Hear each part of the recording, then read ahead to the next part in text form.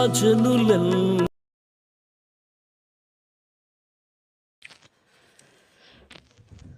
మహాగణుడును మన రక్షకుడునైన మన ప్రభువైన యేసుక్రీస్తు వారి ప్రశస్తమైన నామంలో ప్రతి ఒక్కరికి మా హృదయపూర్వక వందనాలు తెలియజేస్తూ ఉన్నాం.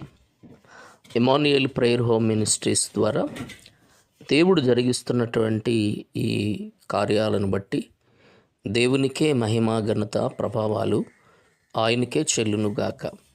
ప్రతి ఒక్కరికి మరొక్కసారి మా హృదయపూర్వకమైన వందనాలు తెలియజేస్తూ ఉన్నాం.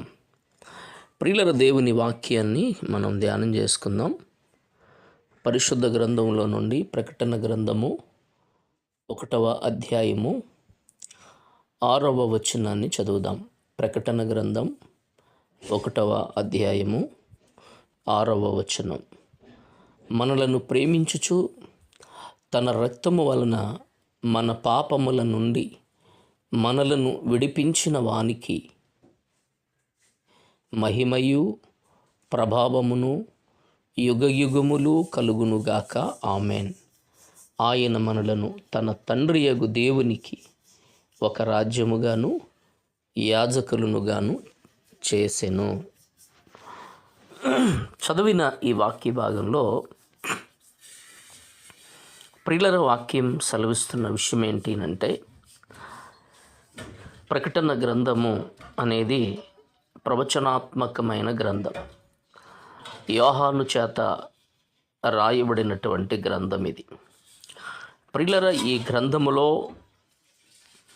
భూత వర్తమాన భవిష్యత్ కాలములు ఇందులో రాయబడ్డాయి. జరిగినవి, జరుగుతున్నవి, జరగబోయేవి. కనుక ఈ ప్రకటన గ్రంథములో రాయబడినటువంటి ప్రతి మాట నెరవేరును, జరుగుతుంది. ఈ ప్రకటన గ్రంథములో సాతానుడి నాశనము కూడా, వాడి పతనం కూడా ఇందులో రాయబడింది. అందుకే ఎక్కువ శాతం ప్రకటన గ్రంథాన్ని ధ్యానించాలన్నా చదవాలన్నా చాలామంది దీని గురించిన ఆలోచన కలిగి ఉంటారు. భయము అనేది చాలామందికి కలుగుతుంది. కాబట్టి దేవుని వాక్యంలో కొన్ని మాటలలో మనం ధ్యానం చేద్దాం. 1వ అధ్యాయము 6వ వచనంలో, మనలను ప్రేమించుచు తన రక్తము వలన మన పాపముల నుండి మనలను విడిపించిన వానికి. మనలను ప్రేమించుచు, దేవుడు ఏమై ఉన్నాడు అనంటే ప్రేమై ఉన్నాడు. దేవుడు లోకమును ఎంతో ప్రేమించెను. ఎంత ప్రేమించాడు అనంటే, తన ప్రాణము పెట్టునంతగా ఆయన మనలను ప్రేమించాడు. ప్రయాసపడి భారము మోసుకుంటున్న సమస్త జనులారా నా యొద్దకు రండి, నేను మీకు విశ్రాంతిని కలుగజేస్తాను అని ప్రభు చెప్పారు. ప్రేమ గలవాడు, జాలి కలిగినవాడు, తన ప్రేమ చేత లోకాన్నే జయించినటువంటి దేవుడు, ప్రేమను చాటినవాడు. ఈ రోజున ప్రియులర, క్రైస్తవ్యం అనేది ఒక మతం కాదు. క్రైస్తవ్యము అనేది ఒక మార్గం. ఒక మార్గం.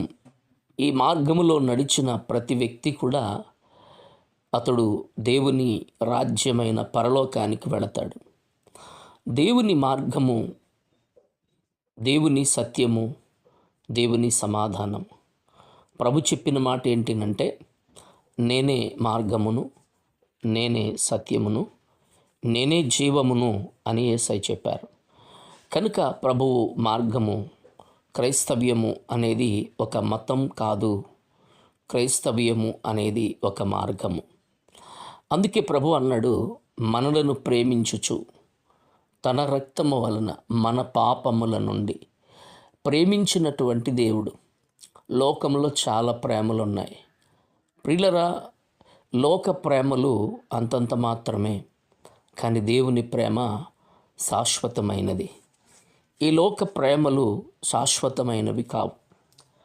కనుక చాలామంది నేను నిన్ను ప్రేమిస్తున్నాను అని చెబుతారు, కానీ ప్రేమించలేకపోవచ్చు. కాబట్టి వాక్యం ఏం చెప్తుంది అనంటే, ఆయన మనలను ప్రేమించి ఎంతవరకు ఆయన మనలను ప్రేమించారు అనంటే తన ప్రాణము పెట్టునంతగా ఆయన మనలను ప్రేమించారు. కాబట్టి ప్రేమించిన దేవుడు ఏం చేశాడు అనంటే తన రక్తము వలన మన పాపముల నుండి మనలను విడిపించాడు. ప్రేమించిన దేవుడు ప్రేమతో సరిపెట్టలేదు. ఆ ప్రేమకు ఏం చేశాడో తెలుసా? ఆ ప్రేమకు శిక్షగా మనకు రావలసిన శిక్షను ఆయన భరించి మన కొరకు పాపిగా మారిపోయాడు ఆయన. కనుక పాప రహితుడైన దేవుడు పాప సహితుడైపోయాడు. కారణం నీవు నేను చేసిన పాపమును బట్టి. కాబట్టి ఇక్కడ గమనిస్తే గనక యేసయ్య ప్రేమించిన వాడు ఎంత ఘోర పాపినైనా ఆయన ప్రేమతో హక్కున చేర్చుకున్నవాడు. ఒక రోజున పాపాత్మురాలైన స్త్రీ పాపము చేసి పట్టబడి ఆమెను రాళ్లుతో తరుముతున్న సమయంలో యేసయ్య దగ్గరికి ఆమెను తీసుకొచ్చారు. ఈ బోధకుడు ఏ శిక్ష విధిస్తాడో అనని, ఆయన మీద నేరం మోపాలి అనని. అయితే వాళ్ళు అడుగుతున్నారు, బోధకుడా, ఈమె పాపం చేస్తుండగా మేము పట్టుకున్నాము అనని.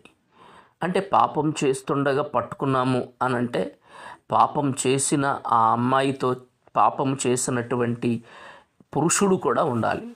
కానీ వీళ్ళు పురుషుణ్ణి తేలేదు, కానీ ఆమెను ఒక్కతనే తెచ్చారు. అంటే ఎంత స్వార్థము చూడండి. కాబట్టి దేవుని వాక్యం చెప్తుంది, ఆయన వారు ఆయనను అడుగుతున్నప్పుడు ఆమె వణికిపోతూ చూస్తూ ఉంది. అప్పుడు తరచుగా వాళ్ళు అడుగుతున్నారు ఆయన ఇబ్బంది పెట్టాలని. యేసయ్య వంగి నేల మీద ఏదో రాశారు అని చెప్పి వాక్యం సెలవిస్తుంది. ఆయన రాసినప్పుడు వాళ్ళందరూ దానిని చూస్తూ ఉన్నారు. ఆయన అంటారు కదా, మీలో పాపము లేనివాడు మొట్టమొదట ఈమె మీద రాయి వేయండి అని అన్నారు. ఎప్పుడైతే ఈమె మీద రాయి వేయండి అని అన్నారో వాళ్ళందరూ అక్కడ రాళ్ళు కుప్పగా పడేసి వెళ్ళిపోయారు. దాని అర్థం ఏంటో తెలుసా? వాళ్ళలో కూడా పాపం ఉంది అని వాళ్ళకి అర్థమయ్యింది.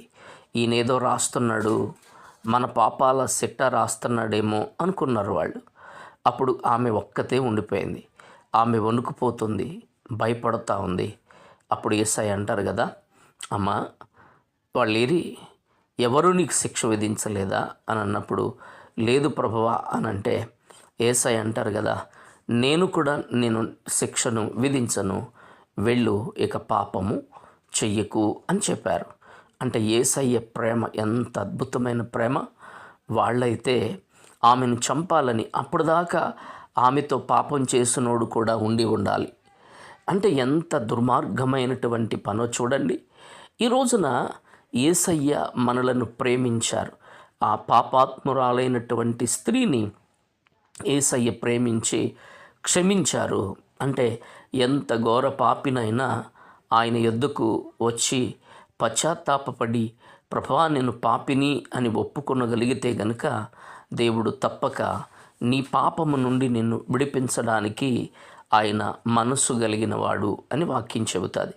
కాబట్టి పాపముల నుండి మనలను విడిపించిన వానికి, అంటే మనలను ప్రేమించిన దేవుడు, ప్రేమించిన తన రక్తము కార్చిన దేవుడు ఏం చేశారు అనంటే పాపముల నుండి మనలను విడిపించారు.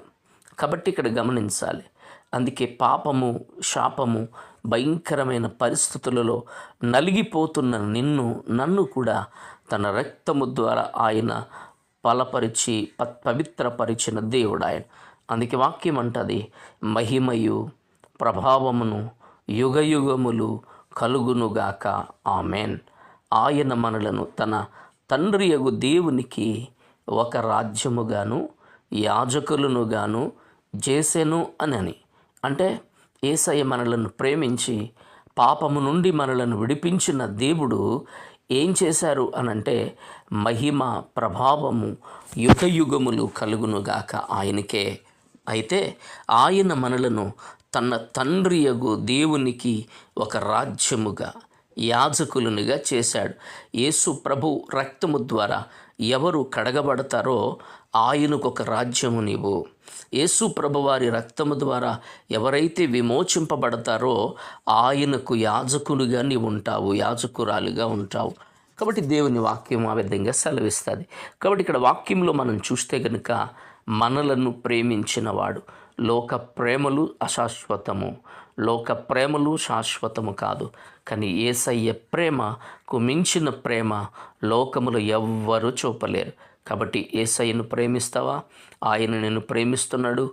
ఆయన నీ ప్రతి పాపము నుండి, ప్రతి రోగము నుండి, ప్రతి బంధకాల నుండి ఆయన నిన్ను విడిపించి ఆయన నిన్ను పవిత్రుడుగా పవిత్రురాలుగా చేసి నిన్ను ఆయన సన్నిధిలో నిలవబెట్టడానికి ఇష్టపడుతున్నాడు. కాబట్టి ఆ విధంగా నా జీవితం మారాలి అని కోరుకుంటావా? దేవుడు తప్పక నీ జీవితాన్ని అద్భుతంగా ఆశ్చర్యకరంగా చేస్తాడు. అట్టి కృప దేవుడు అనుగ్రహించునుగాక. ఆమెన్. మహాపరిశుద్ధుడైన తండ్రి, ప్రేమస్వరూపి, వందనాలు చెల్లిస్తున్నాము. ఇంతవరకు నీ వాక్యం విన్న మీ ప్రియుడులందరినీ దీవించి ఆశీర్వదించండి. వరదలు చేయమని ప్రార్థిస్తున్నాను. కృప వెంబడి కృప, కనికరము, ఆశీర్వాదముతో నింపమని సమస్తాన్ని చేతికి అప్పగిస్తూ యేసు నామములో ప్రార్థించి స్తుతించి వేడుకుంటున్నాం తండ్రి. ఆమెన్. ఆమెన్.